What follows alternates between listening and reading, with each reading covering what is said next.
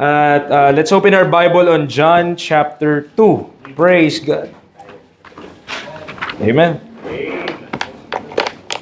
Sa wakas, after 3 months, nakalagpas din ng chapter 1. Okay, chapter 2. Mga kapatid, let's read from verse 1 hanggang verse 11. Okay. John chapter 2, verses 1 to 11. Okay, nandiyan na po tayo? Okay, salitan po tayo. Ako sa verse 1, kayo po sa verse 2. Let's meet at verse number 11. The Bible tells us, "And the third day, there was a marriage in Cana of Galilee, and the mother of Jesus was there.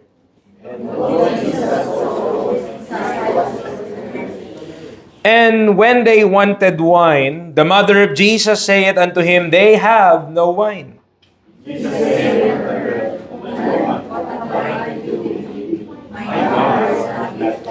His mother saith unto the servants, Whatsoever he saith unto you, do it.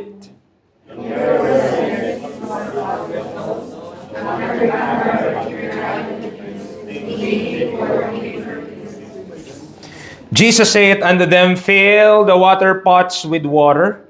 And they filled them up to the brim.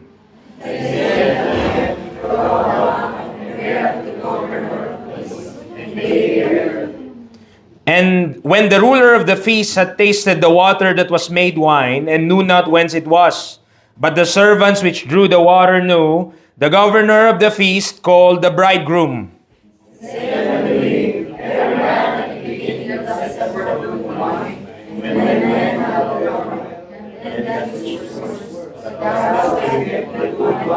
Sabay-sabay po tayo, verse 11.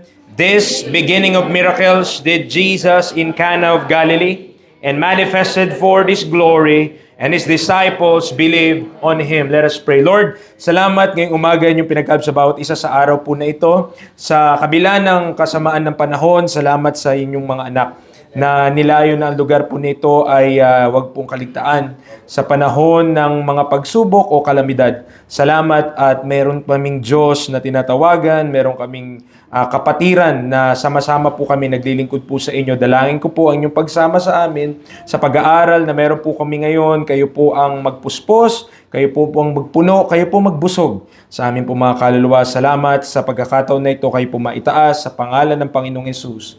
Amen and amen. All right. So now we are at John chapter number... John. Na-excite tayo kasi may bago na tong intay. So, John chapter 1, 2. Okay? Our topic for this morning is water into wine. Praise the Lord. Right? Dahil maulan ngayon, kailangan tungkol sa tubig, di ba? Okay.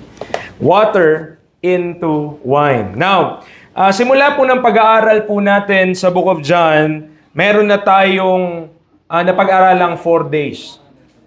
Preacher, what do you mean by 4 days? Okay? Turn to John 1. John chapter 1. John chapter 1.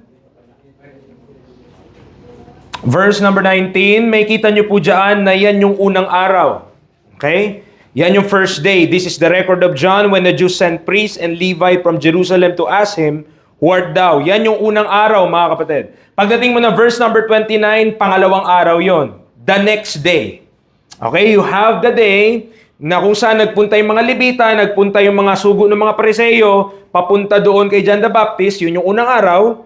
Then, second day is verse number 29, nung nakita na mismo ni Juan si Jesus Christ, saying unto him, Behold the Lamb of God. Nakita niyo po? Second day yon. Now, third day, verse number 35, again the next day. Okay? Pangatlong araw po yon. And the fourth day is verse number 43. The day following, Jesus would go forth into Galilee. Nakita niyo po? So, chronologically, meron na pong 4 na araw na tayo ay napag-aralan. Yung unang araw, yun si John the Baptist. Tinanong siya, sino ka? Sabi niya, I am not the Christ, and so on and so forth. The second day is when John the Baptist saw Jesus Christ and said unto him, Behold the Lamb of God. The third day, doon po mga kapatid, nakita nung dalawang disciples who is identified as Andrew and we believe the other one is John. At yun po ay yung time na nagtumira kasama ni Kristo or natulog kasama ni Kristo, sumama yung dalawang disipulo ni Juan kay Jesus Christ. That's the third day. And the fourth day ay yung nag-meet up na si Jesus Christ saka si Philip. Okay? So nakita po natin yon, 4 na araw. Tama? Now, pagdating mo ng chapter 2, mga kapatid, verse number 1, ang sabi ng Bible, and the third day. And the third day. So, ilang araw na yung meron ka? 4. Ano na to? So, pagdating mo ng chapter 2, hindi niya sinabing next day. Ang sabi niya, the third day. So, 4 plus 3, ilan yun? Hindi natin kailangan maging expert sa math. Amen. 7 days. So, anong ibig sabihin ng 7 days sa Bible? That's the Sabbath day. Okay? So, that's the 7th day. Now, this makes this third day, the 7th day, in the order of days we already have in our study. So the 7th day, kagaya ng nabanggit kanina, is also the Sabbath day.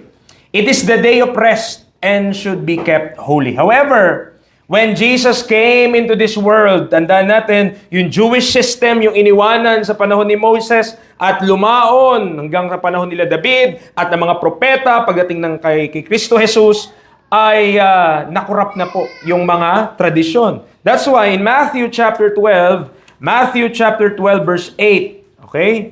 So, buksan po natin electric pan ha, iba sa inyo. Okay, mamaya pag giniginaw na kayo, patayin natin ulit. Okay, Matthew chapter 12 verse number 8. Anong sabi dito ng Bible? Ang sabi ng Bible, for the Son of Man is Lord also, is Lord even of the Sabbath day. So, ang ating Panginoong Jesucristo ay Panginoon din naman ng araw ng Sabbath. Okay? Now, John chapter number 5. John chapter number 5. In John chapter 5, verse number 8, John chapter 5, verse number 8, ang sabi ng Bible, Jesus saith unto him, merong isa, okay, anong sakit niya? Verse number 5, ang sakit niya, meron siyang infirmity 8 years, impotent siya, okay? Ibig sabihin, para siyang paralitiko, mga kapatid. Now, in verse number 8, inutusan siya ng Panginoong Hesus, rise, take up thy bed and walk. So pinapatayo, tapos lumakad ka. O, tandaan mo, ano siya? 38 years siyang, parang sabihin natin, bedridden, or talagang hindi niya kayang tumayo mag-isa. Hindi niya kaya maglakad, okay? Now, in verse number, bakit natin binabasa to? Verse number 10, the Jews therefore said unto him that was cured, it is the Sabbath day. Nakita nyo? Sabbath day nung araw na yon, nung inutusan ng Panginoong Hesus, yung tao na yon, na tumayo at lumakad. Verse number 10, it is not lawful for thee to carry thy bed. Isipin mo, napaka-stricto. Hindi daw nararapat na kunin niya yung kanyang higaan para bitbitin sa araw ng Sabat. Verse number 15. The man departed and told the Jews that it was Jesus which had made him whole. And therefore did the Jews persecute Jesus and sought to slay him, because he had done these things on the Sabbath day. But Jesus answered them, my Father worketh hitherto, and I work. Okay? May karapatan ba si Kristo na gumawa kahit Sabbath day? Of course, He is the Lord of the Sabbath. And by the way, ano bang ginawa niya? Pinagaling niya yung tao eh. Kaya nga argument ni Kristo dun sa mga nagtatanong sa Kanya, meron ba sa inyo na mabuting pastol na kapag nahulog yung kanyang tupa sa araw ng Sabat ay hindi kukuhanin yung nahulog? Hindi ba bilang common sense lang, kukunin mo yun? Now, that's the problem. The third day, but sa balik na tayo sa ating text mga kapatid, the third day also signifies His resurrection. Kasi He rose from the dead according to the scripture on the third day. He rose the third day. Many blessings ay makukuha natin sa pagkabuhay na magmuli ng ating Panginoong Hesus. But suffice it to say for now, let us study dito sa Bible, dito sa ating text, sa John chapter 2, this is the record of His first miracle. Okay? Water turning into wine. Unang milagro ng ating Panginoong Hesus. So number one. Okay? Let's look at the setting of the miracle. And we will find that in verses 1 to 2. Okay? The setting of the miracle. Sabi ng verse number 1, and the third day, there was a marriage. There was a marriage in Cana of Galilee.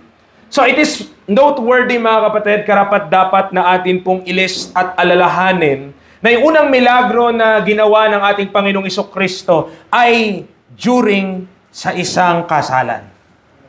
It was during a marriage. Marriage is instituted by God before the fall of man. Bago pa man mahulog ang tao sa kasalanan, nilagay na ng Diyos ang pag-aasawa bago pa man magkasala ang tao. So mag-asawa na si Adan at si Eva bago pa sila magkasala. So, sa bisa nung marriage po na yon, sabi ng Genesis chapter 2, we need to look for a moment, Genesis chapter 2, verse number 23, Genesis chapter 2, so hindi yan mahirap hanapin po, otherwise yung Bible natin ay punit. Genesis chapter 2, verse 23, sabi ng Bible, and Adam said, this is now bone of my bones, and flesh of my flesh. She shall be called woman because she was taken out of man. Therefore shall a man leave his father and his mother, and shall cleave unto his wife, and they shall be one flesh. And they were both naked, the man and his wife, and were not ashamed. So, yung unang ginawa, in-establish ng Diyos yung pag-aasawa, in-establish ng Diyos yung marriage, bago pa man magkasala ang tao. So, this is a very important contrast sa ministry ng ating Panginoong Isokristo, wherein nagsimula siya na ikandak ang kanyang miracle in a wedding or in a marriage, the biblical word. It is also to be noted, mga kapatid, hindi po ba sa isang kasalan ang sikat ay yung mag-asawa? Hindi po ba sa isang kasalan ang sikat ay yung wife at yung husband? Now, sa ating text, may nabasa ka bang pangalan nila? Nabasa mo ba yung pangalan ng bride? Nabasa mo ba yung pangalan ng bridegroom?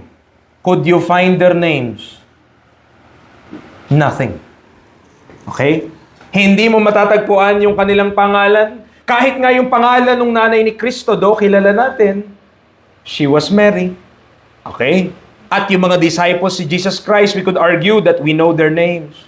Pero sa context po na ito, mga kapatid, sa talata po na ito, none of their names was mentioned.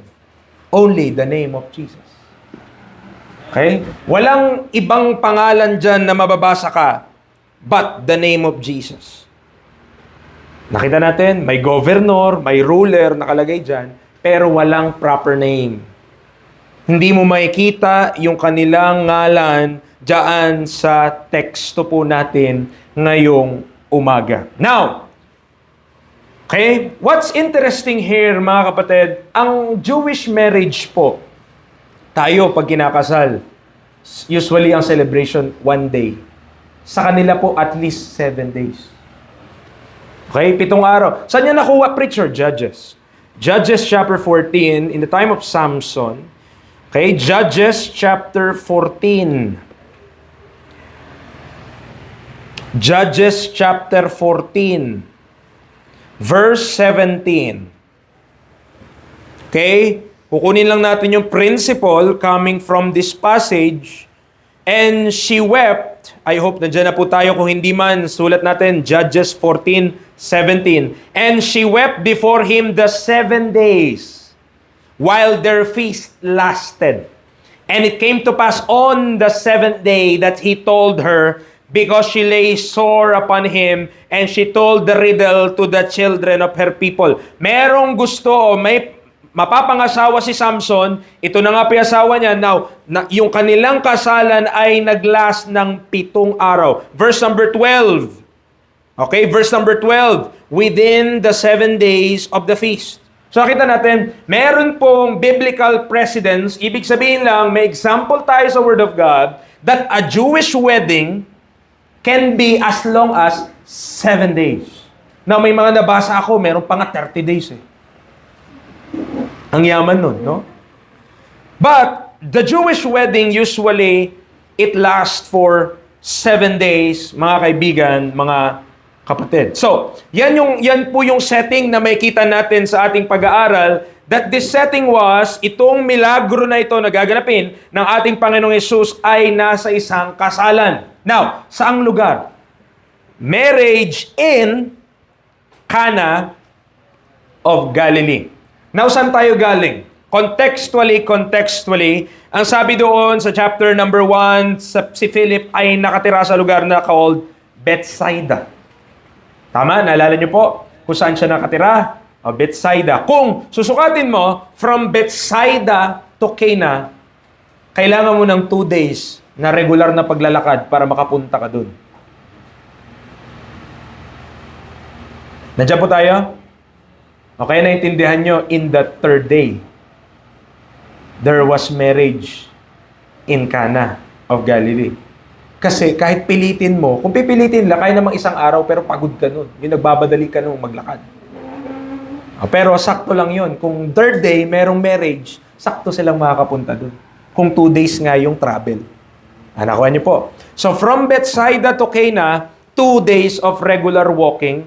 Now, yung lugar naman na Cana, titignan nyo, pag tinignan nyo naman sa Bible maps nyo, makikita nyo rin yan eh. Pag tinignan nyo yung lugar po na yon, malapit lang po yun sa Nazareth. 1 to 2 hours lang ng paglalakad yon. Okay? So kung susumahin mo, parang Subic to Olonga po, ganun lang. So, Cana to Nazareth, at bakit ko nabanggit yung Nazareth? Doon po lumaki si Kristo. In the flesh, o Nazareth. So, Cana from Nazareth is just 2 hours. Pag mabagal-bagal ka maglakad, 2 hours. Pag mabilis ka maglakad, 1 hour. Pag tumatakbo ka, siguro mas mabilis. Okay. So, nasundan po natin. Now, in this marriage in Cana, may kita din natin, and the mother of Jesus was called. So, sabi ko nga po sa inyo kanina, walang pinangalanan dito maliban kay Jesus. There was no other person named in this text but our Lord Jesus Christ. So, pinatawag, yung mother, yung nanay ni Jesus, who is Mary, ay pinatawag doon or nandoon sa kasalan po na iyon. And verse number 2, makikita natin, and both Jesus was called. Mga kapatid, sa isang kasalan, isa sa mga pinaka-importanting guest na dapat mong imbitahin ay walang iba kundi ang ating Panginoong Jesucristo. Imbitahin mo na, wag mo na imbitahin ng kahit sino, basta Jesus Christ is present. And Jesus Christ is the center of that marriage and that celebration. That celebration and that union will be blessed by God. Kaya lang, problema natin sa ating panahon ngayon, napakaraming mga marriages na hindi si Kristo ang nasa sentro. And that is a problem, mga kapatid. Pero salamat, itong mag-asawa na to, kung sino man sila, hindi sila pinangalanan. Praise God, imbitado si Jesus sa kanilang kasal. Okay? Jesus was invited in their marriage. Now, pinagpala, blessed are those marriages who considers the Lord Jesus Christ habang ang pag-ibig sa isa't isa maaring mag-bind o maaring magdikit sa dalawang tao. Pero tanda natin, yung biyaya ng Diyos ang makakapagpanatili nun. Okay? The grace of the Lord. Kaya importante si Jesus sa kahit na anumang marriage. Now, hindi lamang siya yung imbitado, bagkus ay yung kanyang mga disciples. Nakita na sa verse number 2, and both Jesus was called and his disciples to the marriage. Meron na tayong nakilalang 5 na disciples niya dito sa chapter 1. Di po ba? Andrew, Peter, John, kagaya na sinasabi ko sa inyo, most likely siya yung kasama ni Andrew, Philip, and Nathaniel. Okay? So meron ka ng 5. At kung isasama mo pa yung kapatid ni John, si James, meron ka ng 6. So you have 6 disciples ng ating Panginoong Jesucristo na saan nakatira? Galilee. It might be na kaya sila imbitado kasi kakilala din nila yung ikakasal. Kasi taga-Galilee din. Ang Cana ay nasa Galilee. Kaya si Kristo, si Jesus Christ, hindi lamang siya imbitado, bagkus pati yung kanyang mga disipulo. Because they are from the same region. the region of Galilee. Now, by the way, yung Galilee, mas malaki lang po ng konti. Okay? Kaysa sa Zambales. So, kung alam nyo kung gaano kalaki yung Zambales, kung nasaan tayong probinsya, mas malaki lang po ng konti yung Galilee doon compared sa land size. So, di po ba tayo, malaki-laki din, di ba? Kasi dito hanggang Santa Cruz, 4 hours yun. 4 to 5 hours. Isipin mo. Dulo to dulo yun. Subic to Santa Cruz, 4 to 5 hours. Pag traffic pa, ay, kahaba niyan. Now, Matthew chapter 22, one principle in a marriage, in a Jewish marriage, one principle, mga kapatid ha, isang prinsipyo na makuha natin sa Bible about a Jewish marriage, Matthew 22 verse 11. Matthew 22 verse 11 to 13. And when the king came in to see the guest, he saw there a man which had not on a wedding garment. So meron siyang nakita na hindi nakasuot nung damit na pangkasal. Ibig sabihin lamang, imbitado siya, pero hindi siya pasok sa motif. Okay? Verse number 12. And he saith unto him, Friend, how camest thou in hither not having a wedding garment? And he was speechless. Then said the king to the servant, Bind him hand and foot, and take him away and cast him into outer darkness. There shall be weeping and gnashing of teeth. So, hindi natin ituturo yung doctrine based dyan. Ang gusto ko lang makuha nating principle, sa isang marriage, especially a Jewish marriage, importante na yung suot ng okasyon, meron ka. Ibig sabihin, part ka nun. Otherwise, gate crasher ka. Otherwise, pumunta ka doon na hindi ka imbitado. Nakasunod po ba tayo? Kaya, maliwanag dito sa ating binabasang text sa John chapter 2, na inimbita talaga si Jesus Christ. Di siya pumunta doon na, may kasalan doon, tara, punta tayo doon. Hindi ganon. Okay? Pumunta sa doon, he is invited. Together with his disciples. And they were invited in that grand celebration of this union of a husband and a wife. So nakita po natin, yan yung setting. Nasa Kana, may kasalan, imbitado sila. Yan yung setting ng milagro. Pangalawa, okay? Let's look at the situation, mga kapatid.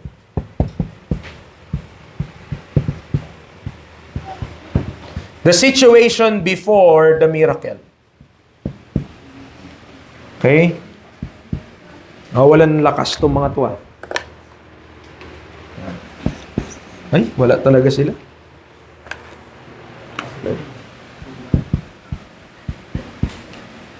Actually ito, nilagyan ko siya ng laman. Na nga tumutulo na sa dami. Hindi ko alam ba't ngayon. Nanghina siya. Alright. So, verse 3 to 6. Tingnan natin, ano yung sitwasyon? What is the situation? Kaganapan. Nandun na sila.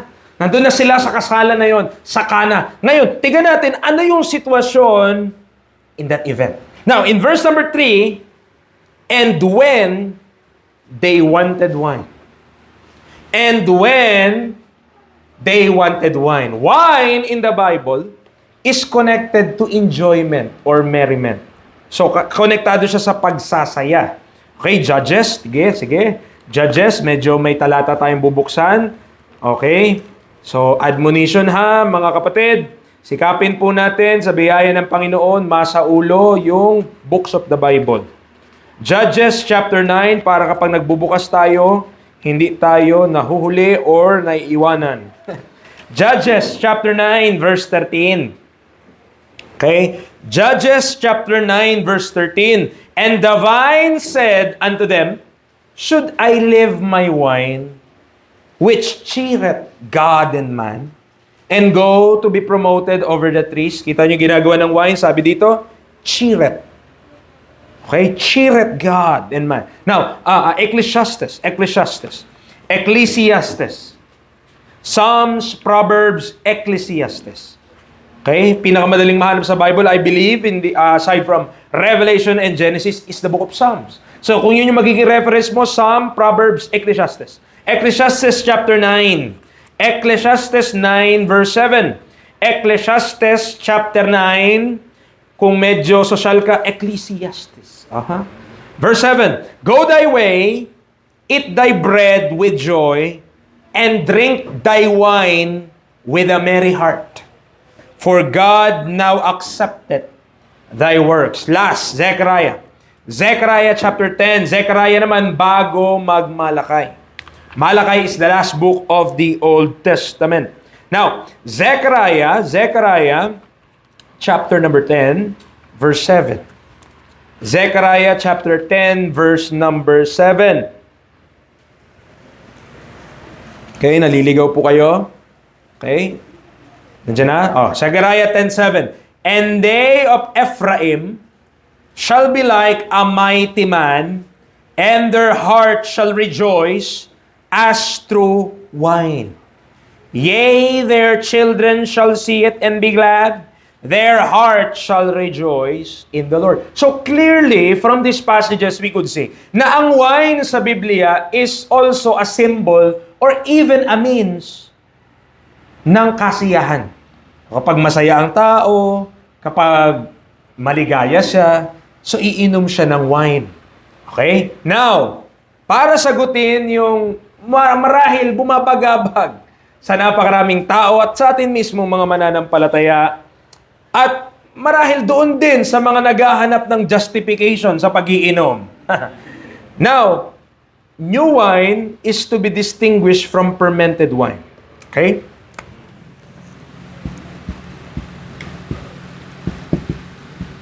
New wine, iba siya sa fermented wine.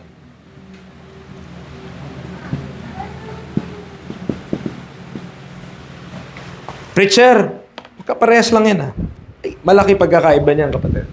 Okay. Kapalagay lang talaga. Natuyo na sila. Ang bilis.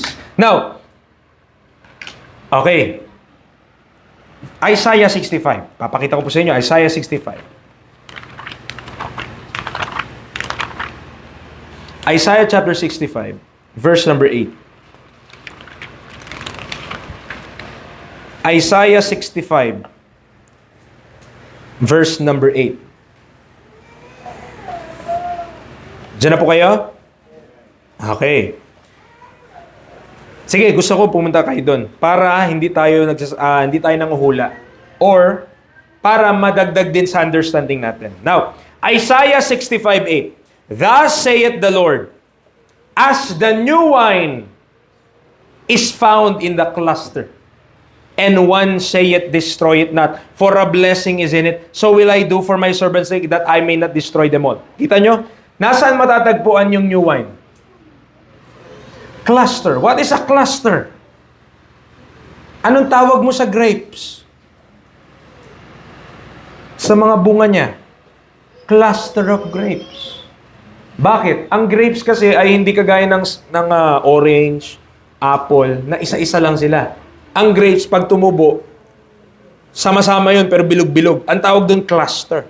Saan mo daw matatagpuan yung new wine? Sa cluster.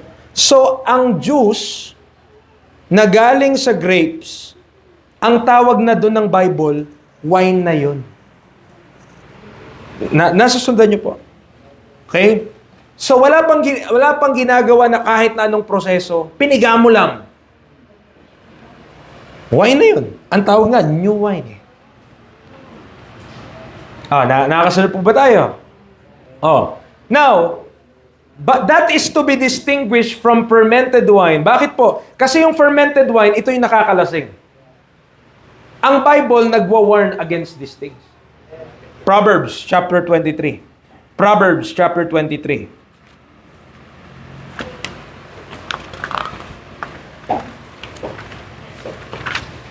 Proverbs 23, verse 31.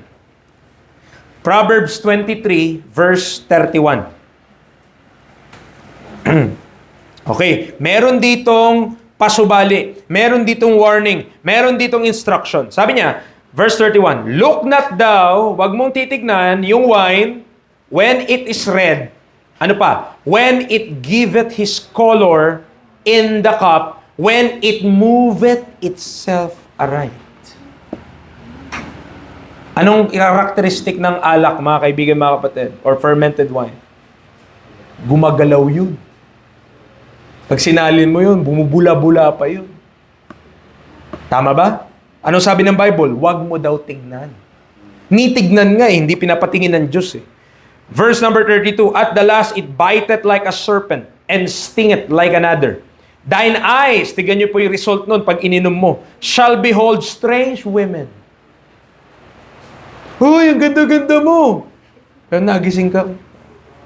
Tama ba yung nasabi ko?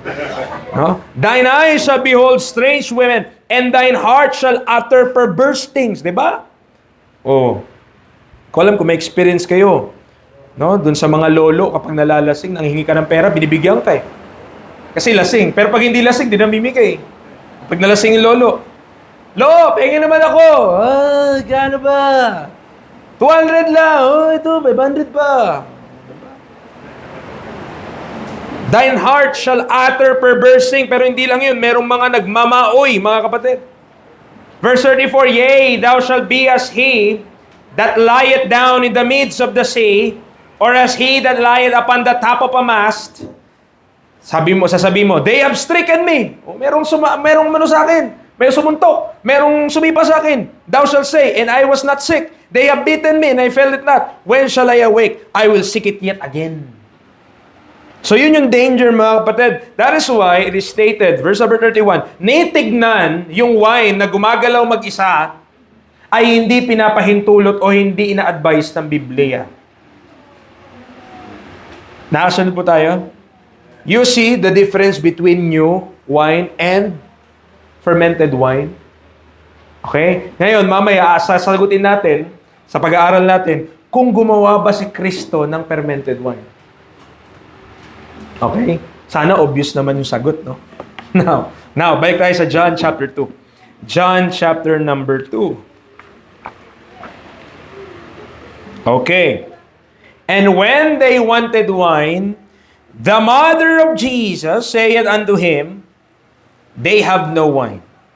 Now, hindi natin alam kung si Mary, alam niya na in-acknowledge ni John the Baptist si Kristo bilang Lamb of God or bilang Son of God. We do not know that. The Bible doesn't say. Hindi sinabi ng Biblia na nalaman niya yung event na yon afterwards. Okay? It is interesting though, na nung time na naghahanap yung mga tao ng wine, ang hinanap ng kanyang nanay ay siya. Nakita niyo po ba? Nung naghahanap sila, they have no wine. Yung mother of Jesus, sabi, si Mary, punta siya sa anak niya, kay Jesus, at sabi niya, wala silang wine. Siya yung sinabihan Di po ba? Now, is it because, ito ba'y dahil yung pamilya nila ay parte doon sa kasalan na yun? Could it be na yung family kasi nila ay in charge doon? Or, did Mary know kung sino si Kristo at ine-expect niya na may gawin ito tungkol dito sa problema na to? As to that, we do not know. Ang alam lang natin, yung sagot ni Kristo sa kanya. Verse number 4, Jesus saith unto her, Woman, what have I to do with thee? Now, okay, merong mga nagsasabi, parang pambabastos daw yun. Na tinawag ni Kristo yung kanyang nanay na woman. Diba? Pero, ginamit niya yan sa John 19, yung nasa cross siya. Tama? Tignan nyo. John chapter 19, ginamit niya po yung same words na yan, woman. John 19, verse 26. John 19:26, when Jesus therefore saw his mother and the disciples standing by whom he loved, si John yun, he saith unto his mother, Woman, behold thy son. So, hindi iba kay Jesus Christ yung paggamit ng term na yon to refer to his mother. Okay? And by the way, kung mga anak tayo, children tayo, pambabastos talaga yon sa konteksto ng bilang Pilipino. Isipin mo, tawagin mo yung nanay mo, babae! Tawagin mo ganyan? Di ba? Hindi yun tama. Pero in this context, when it comes to the Lord Jesus Christ, by the way, He has a right to call even Mary a woman. Bakit po? Lord siya. Diba? Oh, sa mga bata, Lord ka ba?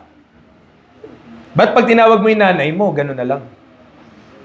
Ama? Oh, pero hindi po yan. Kung ano man, hindi yan pambabastos kay Mary. Okay? So, marahil kulang lamang tayo sa understanding even ng Jewish culture, kung paano yung mga bagay-bagay. Kasi wala namang pambabastos doon sa sinabi niya na, woman, what have I to do with thee? And by the way, one thing na kailangan nating ma-realize, isipin mo si Jesus Christ, ang tawag niya lang kay Mary, woman. Pero ngayon, sa ating panahon ngayon, napakadami ng sumasamba kay Mary. Pero ang tawag lang ni Kristo, woman. Holy Mary, Mother of God, pray for us sinners. Diba? Yan yung tinatawag. Now, Luke 1. Luke chapter number 1, verse number 42. Luke 1:42.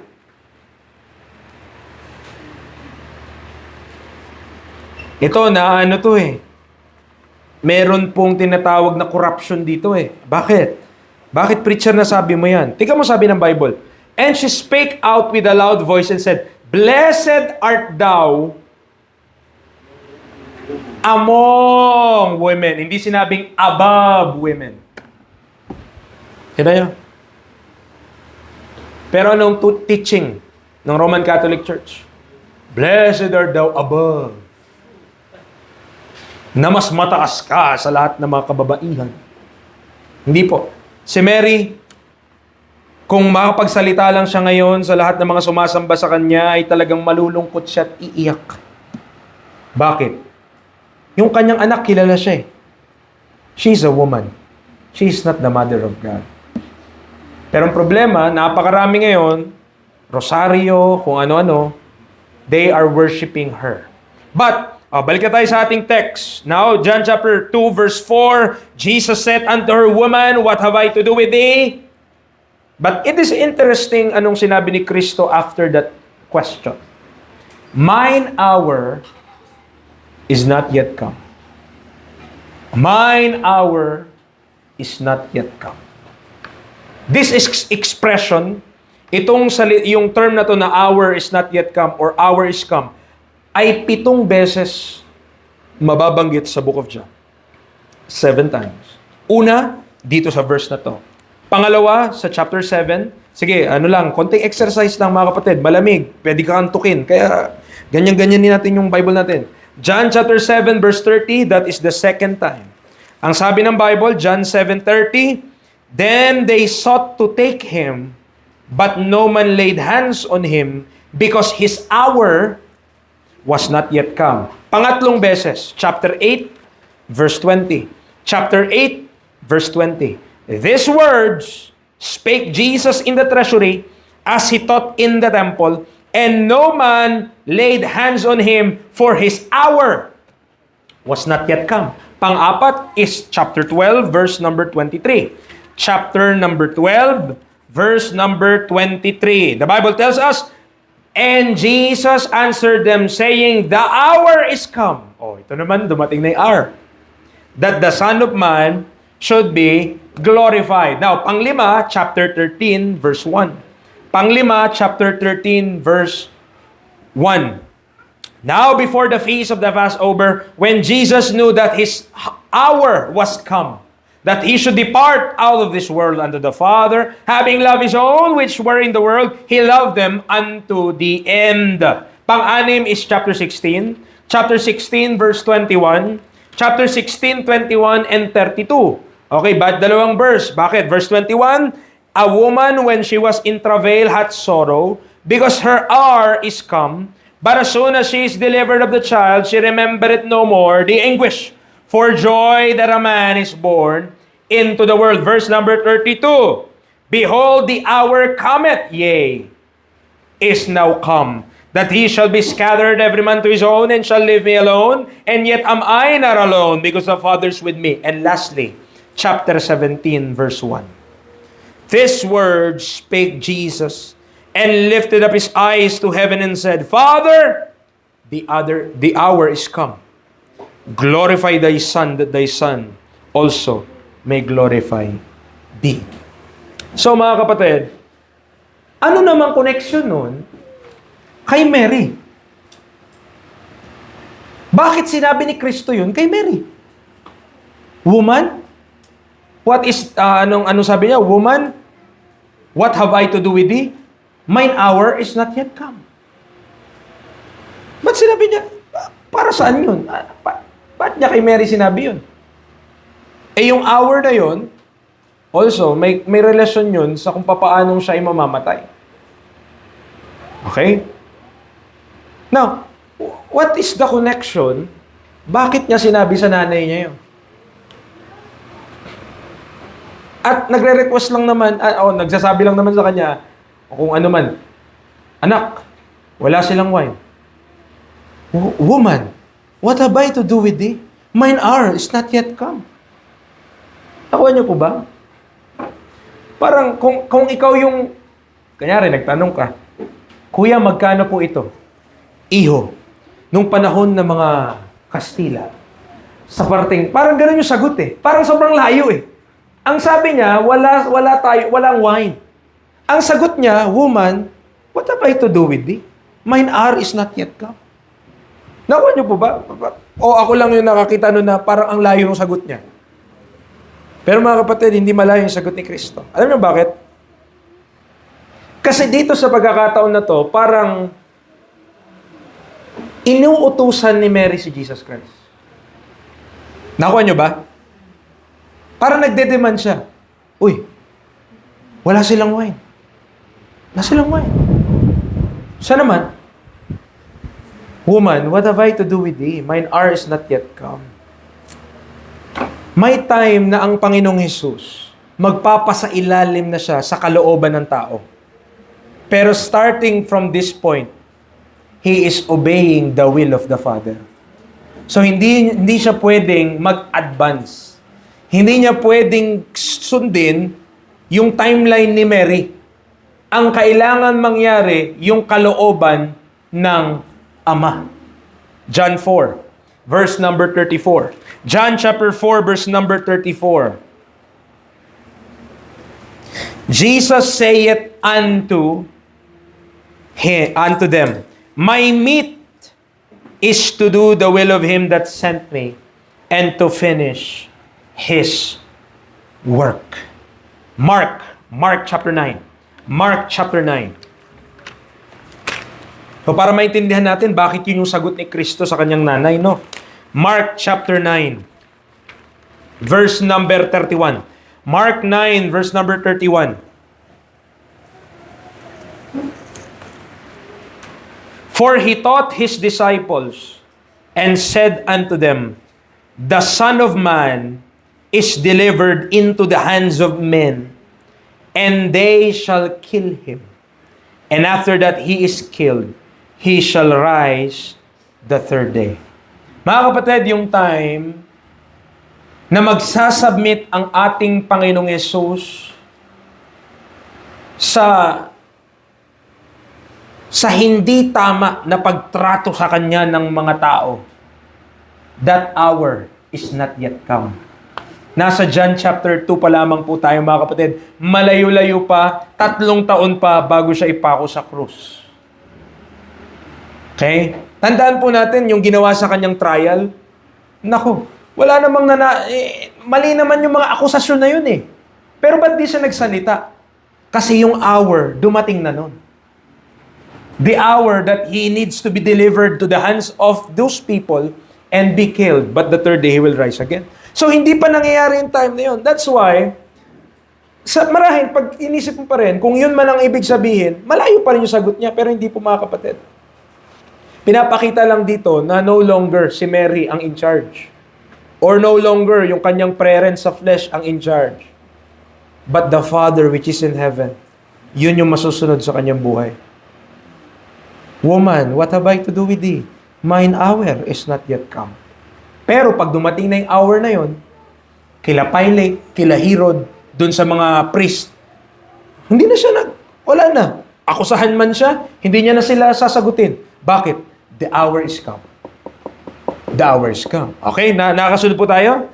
So, John chapter 2. Nakita po natin yung bagay po na yan, no? So, marahil sa atin ang layo ng sagot, pero hindi po. Sa Bible may paliwanag yan.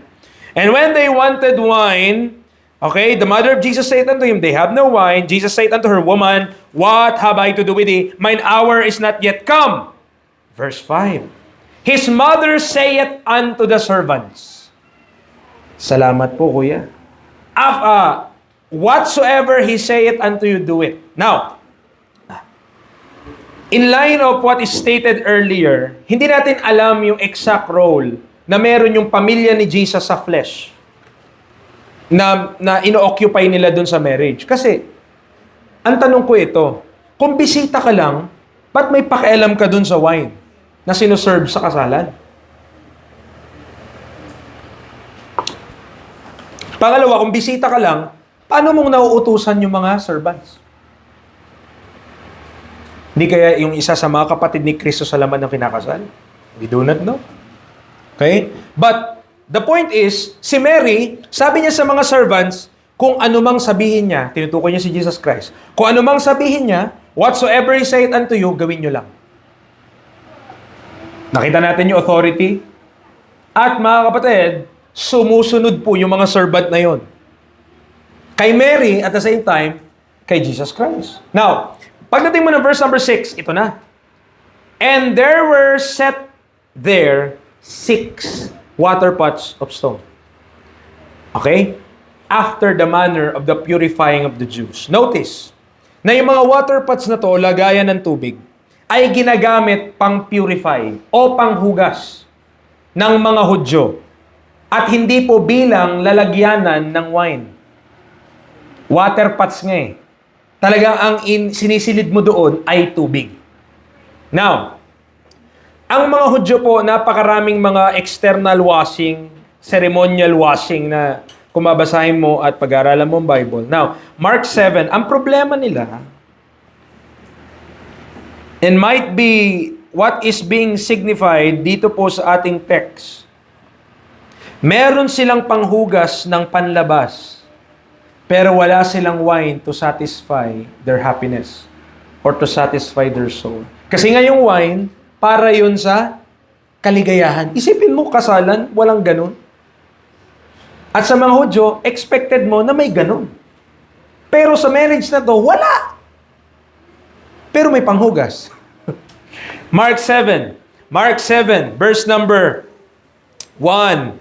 Then came together unto him the Pharisees and certain of the scribes, which came from Jerusalem. And when they saw some of his disciples eat bread with defiled, that is to say, with unwashen hands, they found fault. So yung mga Pariseo, mga kapatid, mga iskriba, kinestyon nila yung mga disipulo ni Kristo kasi hindi naguhugas ng kamay bago kumain.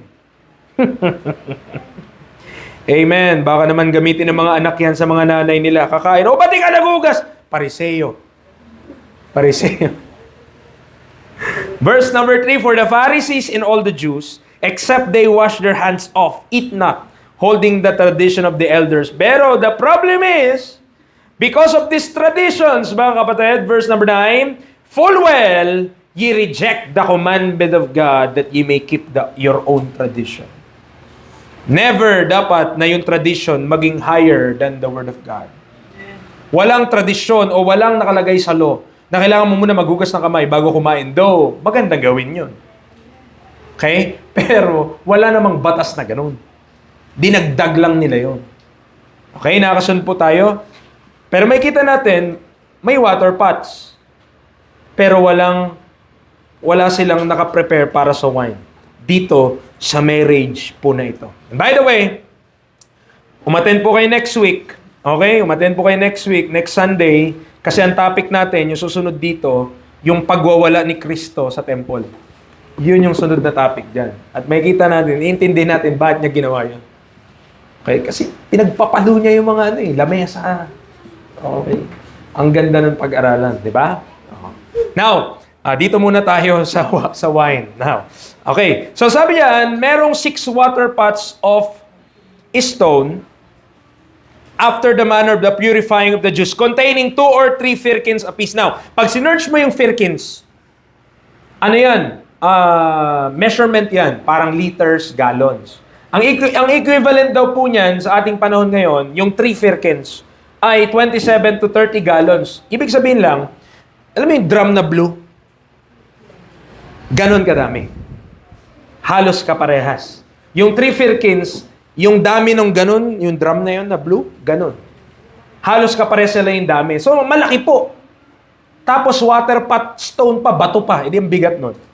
Tama? Lagayan yun ng tubig para sa panghugas ng mga Hudyo. So, pangatlo, hindi lang, nakita na natin yung setting. Nasa kana tayo, may kasalan, situation, walang wine. Okay? Now, the showcasing. Okay? The showcasing, number 3, of the miracle. Of the miracle. Ngayon, ipe-perform na ni Jesus Christ yung miracle, verse 7 hanggang verse number 9.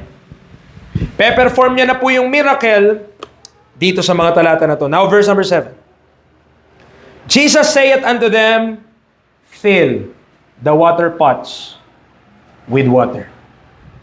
Fill the water pots with water. Pinalagyan niya ng tubig.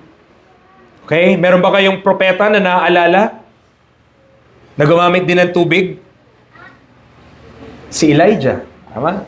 Nung bago kainin ng Diyos, gamit yung apoy, yung sakripisyo. Now, at yung ginawa nila dito, hindi lamang nilagyan nila ng tubig, yung mga water pots na yon, bagkus, also, they filled them up to the brim. So, talaga pinuno nila. Pinuno nila. Now, itong mga servants na to, ang isa sa mga notice mo sa kanila, masunurin sila. Bakit? Pinalagyan sa kanila ng tubig yung water pots. Sumunod naman sila. Kasi nga servant eh. Mga kapatid, sa ating panahon ngayon, that is also the characteristic must be of a servant. Kung anong sabihin sa'yo, gagawin mo. Okay? Titus chapter 2. Titus chapter 2 verse number 9 to 10. Titus chapter 2 verses 9 to 10.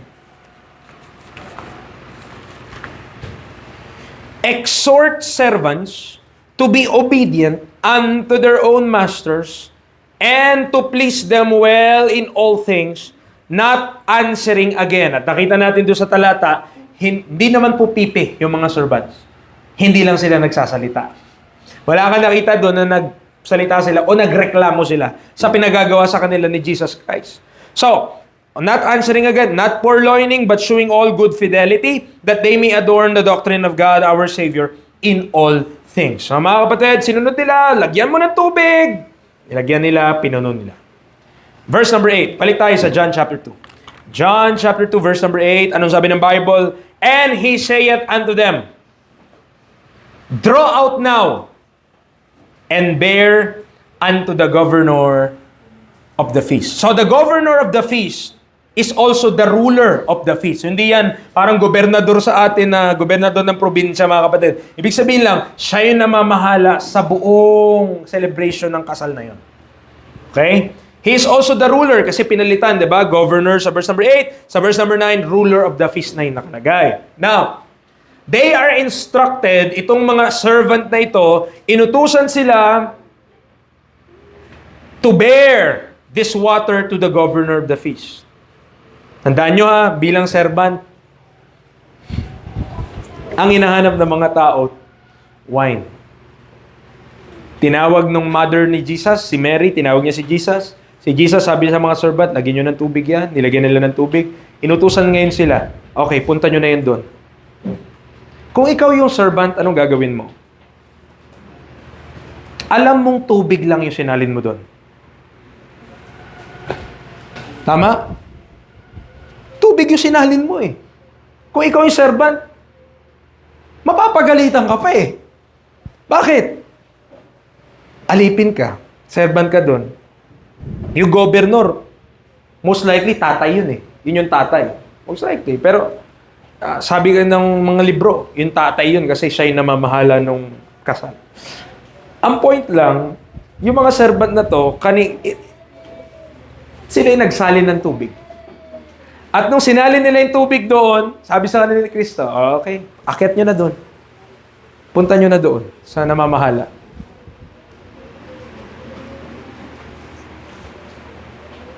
Siguro magdadahilan ka rin, no?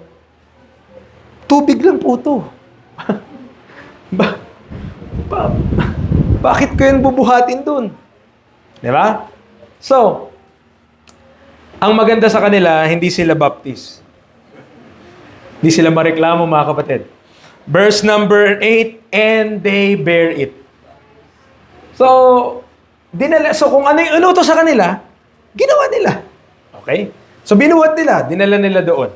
Now, itong mga servant na to, obedient sila, and they obey Jesus. How many times sa scripture na may pinapagawa ang Diyos na parang ang hirap or imposibleng mangyari, pero pagkatapos nun may milagrong nangyari? Di ba naalala yung Red Sea kay Moses? Bay mga kapatid, kung ikaw din yung bayan ng Israel dun, kasama ka rin sa nagmumurmur dun. Sipin mo, nandyan na yung mga karwahe, yung mga chariots ni Pharaoh, malapit na. Ang harapan mo, dagat. Anong i-expect mo dun? Wala ka namang bangka. Siyempre, expect mo, Moses, dinala mo ba kami dito para mamatay? Stay put lang kayo. Tigan natin sasabihin ng Panginoon. O, yun na nga. Moses, yung nasa kamay mo, baston. Diba? O, ito na. Hinati niya yung dagat. Sa tao, human side, imposible yun. Pero sa Diyos, posible yun. At do you also remember yung request ng prophet, si Elijah, dun sa woman o sa widow at Sariphat? Yung kanilang vessel, yung lagayan nila ng pagkain, mga kapatid, last meal na lang nila. Huli na lang. Huling beses na lang sila makakain. Ang sabi ng nanay, pagkatapos ito, mamamatay na kami. Ang sabi pa ni Elijah, paki-prepare mo ngayong pagkain na yan, bigay mo sa akin. Kung ikaw yung widow, nakihati ka pa, last na nga eh. Pero, servant of God, man of God yun. Anong sabi doon? Sige, gawin mo muna. Yung widow, mga kapatid, in-offer niya kung ano yung huli na meron siya. At mga kapatid, akala niya last meal niya na. Yun pala, ang ginawa ng Diyos, buffet. Pagkatapos na. Never naubusan yung lagayan niya. And do you also remember si Naaman when it comes to Elisha? Nung time na sabi sa kanya, 7 beses kang magpalubog doon sa River Jordan. Hindi isa. Hindi 2. Imagine mo, 7 beses. Una ang lubog. Oh, nawala na ba? Nandyan pa rin po. Ilan pa? 6 pa. Pangalawang lubog. Hanggang pang-6 na lubog. Wala na siguro. Hindi yata totoo yun. Boss, gawin mo na yung pang-7. Wala namang mawawala. Sabi nung propeta, 7 daw eh. On the 7th, wala na siyang leprosy. When it comes to humans, pagdating po sa atin, we tend to doubt yung pamamaraan ng Diyos. Kasi sa atin, mga kapatid, kung papalubugin ka doon sa River Jordan, at by the way, pag pinag-aralan, hindi naman masyadong malinis yung lugar. So, pag pinag-aralan mo, 7, bakit 7 pa? Hindi ba, Lord, pwede isa lang? Di ba ba? At doon sa bansang Israel, Lord, bakit kailangan pang hatiin yung dagat? Di ba kami pwedeng idaan na lang sa walang problema? Yung dire-diretso kami papunta ng Canaan. Doon sa widow of Sariphat, Lord, hindi ba pwedeng gawin mo muna, magbigay ka muna ng madami, bago ako magbibigay kay Elijah? Hindi, yung huli na lang, yung pa ibibigay ko. Hindi ganun ang Diyos, mga kapatid. Nauuna lagi sa Kanya pananampalataya. Amen. Ang nauuna lagi sa Panginoon, magtiwala ka muna bago ka magreklamo. ang pagdating sa Panginoon, ito muna, gawin mo muna. Sabi na Jesus sa mga servant, oh, napuno nyo na. Oh, sige, akit nyo na dun. Wala naman na. Alipin lang tayo, di ba? Oo, tol. O, buhatin natin to. Siya naman yan eh. Pag kung magreklamo yung mga taga doon, siya naman. Amen. Nakita po natin. And they bear it. Now, it cannot be faith if we already see the end of it. Kung nakikita mo na yung dulo, hindi na yung pananampalataya. Bakit mo ba kailangan ng pananampalataya kung yun na agad? Yeah. Kailangan natin ng faith kasi hindi pa natin alam kung anong mangyari. Now, verse number 9. Okay? When the ruler of the feast had tasted the water that was made wine. Now, wala kang makikita na kahit na anong sinabi ang Panginoong Hesukristo dyan. Walang mga hocus-pocus kang makikita dyan. Hindi niya sinabi, oh, abracadabra, tubig na ito, maging wine. Walang ganon. Wala kang makikita na ginawa siyang ganon. We do not know kung kailan exactly naging wine yung tubig. Pero, sa pagitan ng pagbuhos, kasi alam nila, tubig yung binuhos nila, kita-kita nila, tubig yun. Sa pagitan ng pagbuhos at pag-serve sa governor ng feast, ng same na yun, doon nangyari miracle. That the water was turned into wine. Now, to answer our question, ang Panginoong Hesus ba, ginawa niyo ba yung tubig na nakakalasing na wine? Habakkuk chapter 2. Habakkuk chapter number 2. Verse number 15. Ito medyo mahirap-hirap na ito hanapin. Habakkuk, Sephaniah. O yan. Habakkuk chapter 2, verse number 15. Habakkuk 2:15, the Bible tells us, woe unto him that giveth his neighbor drink, that putteth thy bottle to him, and maketh him drunken also, that thou mayest look on their nakedness. So dito,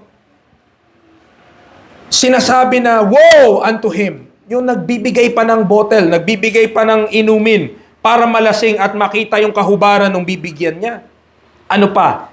Galatians 5:21, di na natin bubuksan, pero kalista, kasama yung drunkenness sa works of the flesh. Tama? Yung paglalasing, yung kalasingan, it's part of the work of the flesh. Hebrews 4:15, our Lord is tempted in all points like as we are, yet without sin. Now, are we to believe na yung banal na anak ng Diyos ay gagawa ng milagro kasama yung mga disipulo nyo, kasama yung nanay niya, at lahat ng mga imbitado doon sa kasal para magkasala sila? Ganun ba yung pagkakilala natin kay Kristo? Na siya ay gagawa ng tubig papunta ng wine para lasingin itong mga tao na to. Mga kapatid, yung bagay na yan, isa yan sa inaakusa sa kanya, Matthew 11:19. Okay, ang term ng Bible, wine bibber. Okay, hindi si Justin Bieber.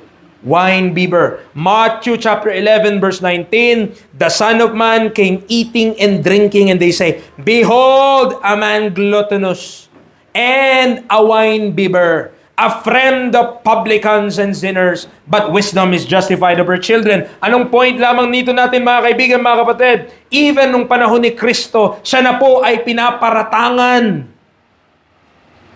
na manginginom siya or konsentidor siya na mga nanginginom. Pero mga kapatid, remember this, walang kasalanan si Kristo ni isa.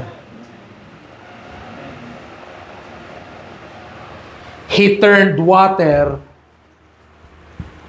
into wine. But we know na yung wine na yon, hindi yun yung nakakalasing na wine. Bakit niya ipapahamak yung sarili niya? Bakit pa siya yung magiging dahilan para magkasala yung ibang tao? Hindi po ganyan ang ating Panginoong Hesukristo. Amen po ba?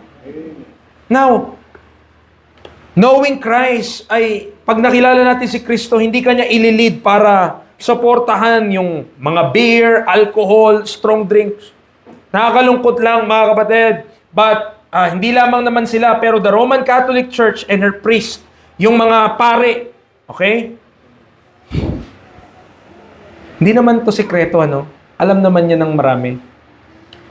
Mga pare talaga, manginginom yan.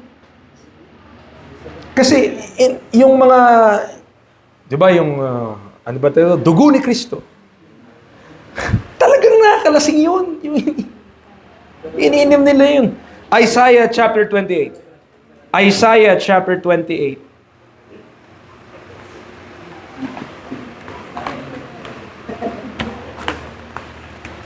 Isaiah 28 verse 7.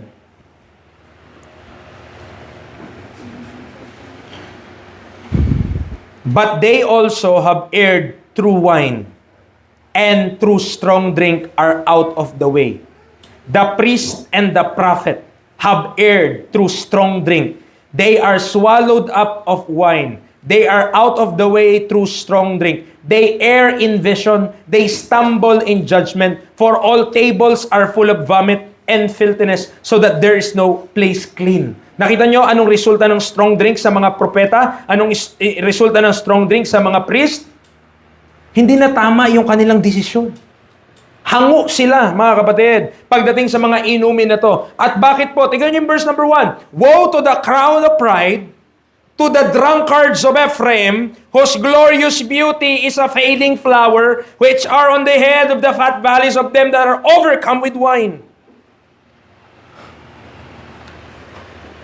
Ito po ha, ang pag-iinom taga sa Bible is a sin. Kasalanan niya. There was a time in US, sa America, yung term na prohibition. Pag narinig niyo po yung prohibition, that is a time in America na isipinag sa batas na bawal mag-inom ng alak sa Amerika. Ginawang batas.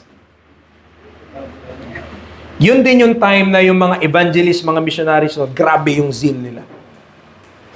Isipin mo na ipagpasabatas nila yon, na ipagbawal yung alak nung time na yon. Di ba pa grabe? Sa Pilipinas, kaya ba yan? Ay, mga kapatid. Kahiyaan na lang po.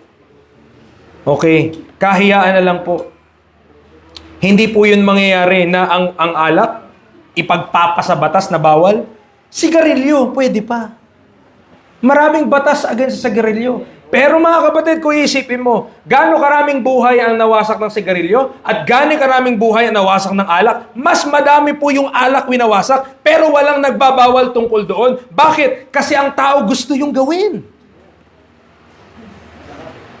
Tingnan mo yung tingnan mo yung sigarilyo, di ba? Ang dami mga picture, panakot na, di ba? Nakalagay yung mga panakot eh. Pero sa alak, may nakita ka bang panakot? May nakita ka ba doon sa Red Horse na yon na nakalagay na yung may sasakyan na nabunggo dahil yung driver ay lasing? Wala ka may kitang ganun. Why? Because people tolerate what they want. They tolerate it because gusto nila yun eh. Pero mga kapatid, ito po hindi ko sinasabi mag-inom kayo, pero wag mo na lang idamay si Kristo. Wag mo sasabihin na yung wine na ginawa niya ay alak yan at nakakalasing. Amen. Dinamay pa si Kristo eh. Eh si Kristo nga, yung tubig, ginawa niya ganun eh. Nakita po natin, ang tao, hahanap ng kadamay, dinamay pa yung Holy Son of God. Nakita po natin. Yeah. Nakakalungkot, pero marami Marami, mga pastor, mga teacher, mga minister of the gospel, na supposedly nire-represent si Kristo, pero pwede daw mag-inom basta dahan-dahan lang. Moderate.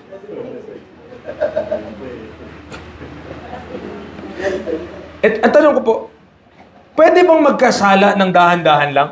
Gusto? Pwede ba yun? Ay, kapatid, bakit ka nagsisinungaling sa akin? In moderation naman, kapatid eh. Hindi naman tahasan, dahan-dahan lang, konti-konti lang. Pwede ba yun? Di ba hindi pa rin katanggap-tanggap yun? Yun ang problema mga kapatid, kasi yung mga nagja-justify niyan, sila mismo ginagawa kasi yun. Ito po mga kapatid, sabi sa Bible, sa Corinthians, alam naman ng Bible eh, kung tayo ay galing doon, alam ng Diyos yun. Kaya nga sabi, such were some of you, but ye are washed. But ye are justified. But ye are sanctified in the name of the Lord Jesus. Kung tayo man dati ay mahinginom, glory to God, dapat binago na tayo ng Panginoon. Hindi yung tayo pa yun, hindi. Okay lang yan. Kasi yung Panginoon nga, He turned water into wine. Amen. 1 Corinthians chapter 5. 1 Corinthians chapter 5. Verse number 11.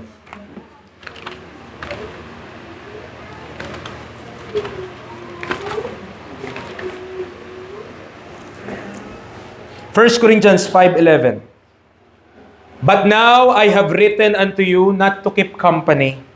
If any man that is called a brother be a fornicator, or covetous, or an idolater, or a railer, tigan yung kasunod, or a drunkard, or an extortioner, with such an one, no, not to eat. Doon pa lang clear na, hindi gusto ng Diyos, hindi kakatigan ng Biblia, hindi susuportahan ng mga talata sa Biblia, lalo na para sa isang anak ng Diyos. Amen po ba? Preacher, killjoy ka naman. Mga kapatid, pwede ka namang mag-new wine eh. Pwede ka namang, gusto mo, pigain mo yung grapes, ang sarap niyan. O, wag lang yung pawis-pawis ka kasi katas yun eh. Nandiyan po tayo? Now, balik na tayo sa ating text. Malapit na po tayo magtapos. Amen. Okay? Itong ulan na to, kapag pinagmasdan mo, para umiikot kasi siya eh. Lalakas sa sihina, di ba? Umiikot lang siya. John chapter 2, verse number 9. When the ruler of the feast had tasted the water that was made wine, and knew not whence it was, but the servants which drew the water knew. Siya, hindi niya alam saan galing yun eh. Pero sino nakakaalam? Mga servants. Alam nila kung saan galing yun. At sila din siguro mismo nagtaka. Bakit? Tubig yung inilagay namin. Nung tinikman na, hindi na tubig. Blessed are those servants who made all of those work. May nabasa ka ba na hinawakan ni Kristo? Yung lagayan ng tubig. May nabasa ka ba na anytime may ginawa siya? Wala siyang ginawa. Ano lang ginawa niya? May inutusan niya lang. Tama?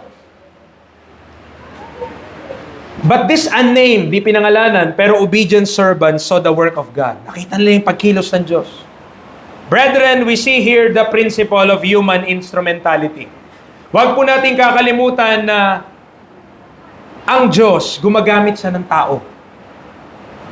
Okay? Pero pag ginawa mo na yung part mo, expect mo na yung pagkilos ng Diyos. Kahit po sa pagpapahayag ng gospel, tayo po yung nagpipreach. Pero sino yung nagliligtas? Ang Diyos. Pero sa iyo pinapagawa. Sa akin pinapagawa.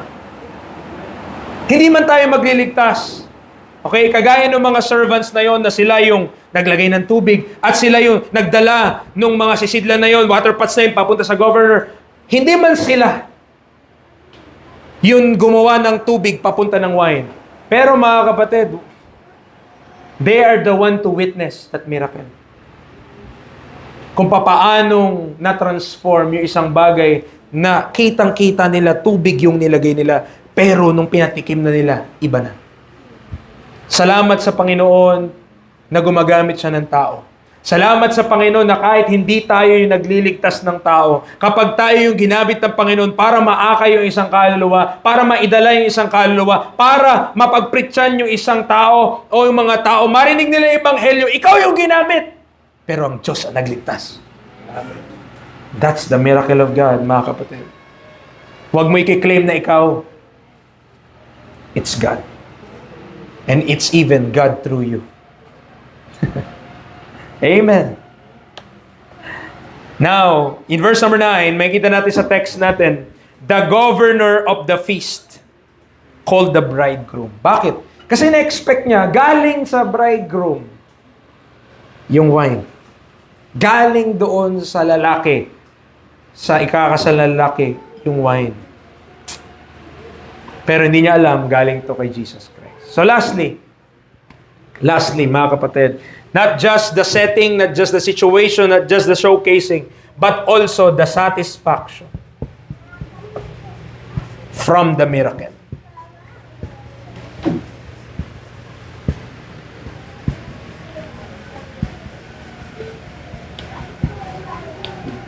That is verses 10 to 11. Yung satisfaction na na-receive nila. In verse number 10, sabi ng Bible, and say it unto him, sabi ng governor of the feast, tagapangasiwa, siya yung in charge, pagdating doon sa pista, doon sa celebration, tinawag niya yung bridegroom, yung husband, sabi niya sa kanya, every man at the beginning that set forth good wine. Yan yung tradisyon. Yung mga magagandang wine, yung mga mabubuting wine, yung mga masasarap, inuuna. At sa dulo, yung mga worse. Okay? And when men have well drunk, then that which is worse. Bakit? Because when people have well drunk, okay, pag nagkakasiyahan na sila, okay na, wala na, hindi na nila, yung lasa, wala nang pakialam. Yung worse na lang, okay? Pero ano sabi niya? But thou hast kept the good wine until now. You see the difference here, mga kapatid? According sa kostumbre, according sa tradisyon, inuuna yung best. Hinuhuli yung worst. Tama ba? Pero mga kapatid, hindi ganyan sa Diyos. Sa dyablo, ganon. Sa sanlibutan, ganon.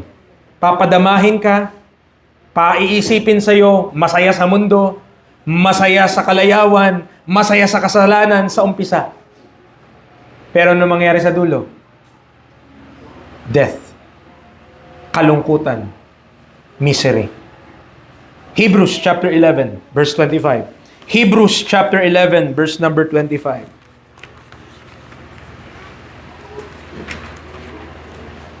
Choosing rather to suffer affliction with the people of God than to enjoy the pleasures of sin for a season. Amen. Hindi natin sinasabi na sa sanlibutan hindi masaya. Hindi natin sinasabi na sa sanlibutan hindi nakaka-enjoy. Ang dami nga nag-enjoy dun eh. Tama? Ang dami nga, ang saya-saya eh. Happy-happy. Ang problema mo sa sanlibutan, sa umpisa lang masaya. Sa dulo, pag pinagsawaan ka na ng sanlibutan, iiwanan ka na. Parang sa prodigal son, nung marami siyang pera, marami siyang kaibigan. Nung wala na siyang pera, wala na siyang kaibigan. At iniwanan siya doon sa babuyan.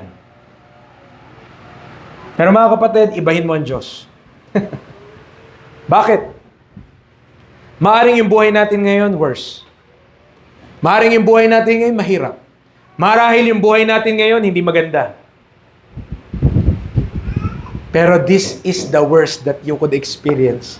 Kasi after all these things, puro maganda na. Sa sanlibutan, baliktad. Paparana sa lahat ng sarap. Paparana sa lahat ng kasiyahan. Mga tropa, mga kaibigan, okay yan sila lahat. Woo! Pag maayos yung buhay mo. Pero pag hindi na maayos, wala na rin sila. Kalimutan ka na nila. Pero sa Diyos, kung ano man yung buhay natin, ito na yung worst. This is the worst. But what is to come is the best.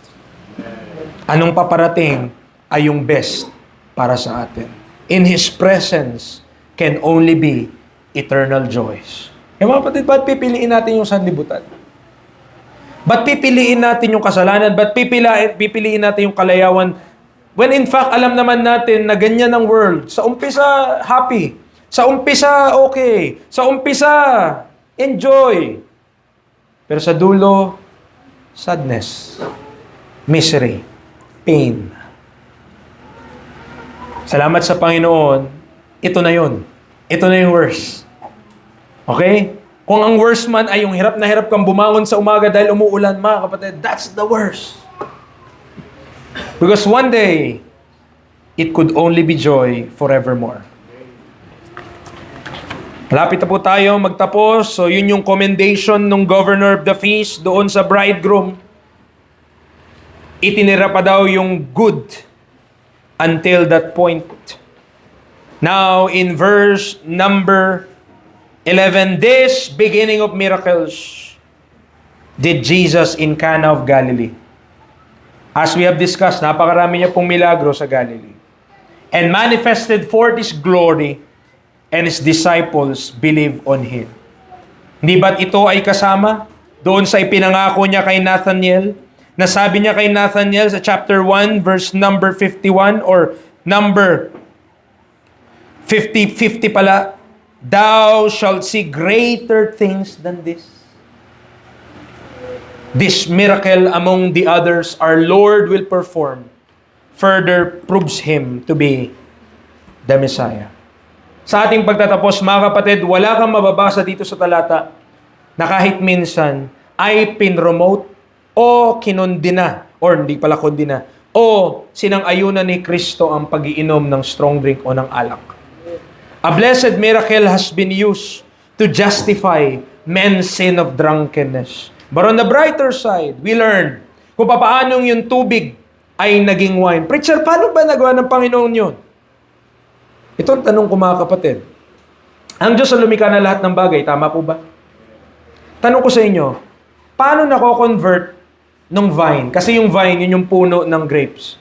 Paano nako-convert ng vine yung tubig na sinisip-sip niya sa lupa para maging grapes? At tumamis. At sumarap. Hindi ba't ang Diyos din ang gumawa nun? So may sip-sip siya ng moisture, then i-convert niya sa masasarap na bunga. Kaya, paano mo iisipin na imposibleng nagawa yan ni Kristo? Eh siya nga lumikha na lahat ng bagay. Binaypas niya lang yung process. Hindi niya na pinadaan sa puno. Yung tubig diretso na agad ng wine. Amen. He has power. May kapangyarihan siya sa creation dahil siya ay Panginoon. He has power also to translate us from the kingdom of darkness unto His kingdom. Dahil sa kanyang redemptive work. He is still performing the miracle of saving wicked, vile sinners into blessed fellowship and sonship. Water into wine. Sinners to sons. Glory to God. Tayo po ay manalangin. Father, salamat ngayong umaga sa pagsama niyo po sa amin. Salamat sa salita mo na amin napakinggan. Panginoon, sa aming pagkatuto ng mga talata na ito, nawa ay maging aral po ito sa amin. Na kung minsan kami nakakapakinig ng mga statements sa sanlibutan para i-justify ang kanilang mga kasalanan, dalayan ko na hindi kami mabiktima ng mga bagay po nito. Bagkus ay seleksikin po namin ang tamang yung salita para malaman namin ano yung kalooban. At nawa, tulungan niyo po kami na maintindihan at maunawaan na mas sapat ka, O Diyos. Mas nakakasatisfy ka kaysa sa kahit anumang bagay dito sa sanlibutan. Father, help us to be Christians, not just in word, but in action indeed. Na kami tunay na maging mga Kristiyano sa aming mga gawa, sa mga pinapahintulot namin gawin sa aming mga buhay. Salamat dahil Ikaw ay Diyos na nagbabago ng buhay at kaya mong daigin anumang bagay ang aming pinagdaraanan, anumang mga hardship meron po kami, anumang struggle ang meron kami sa flesh. You could overcome that because you are the Lord and you have power over everything. Salamat. In Christ's most precious name we pray. Amen and amen.